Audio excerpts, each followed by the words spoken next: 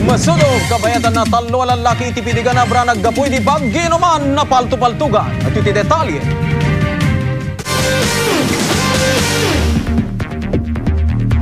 Dimalanan ti autopsy ti bangkay ni Jeril para kalpasan na napaltupaltugan da iti barangay Pamutik Pidigan Abra iti rabii dagiti saan pay mabigbig a sospek.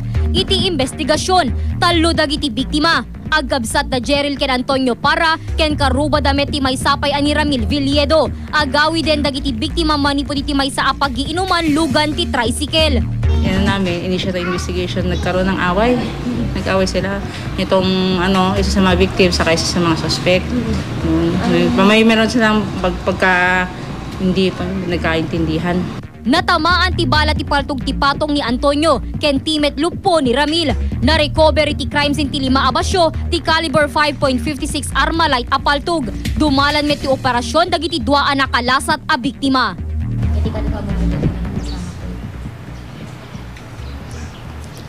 Pwede bumalos mo. Kahit kumatilaw mo. Madamo ka, adamo kung gano'n na ipagkakuha ng ating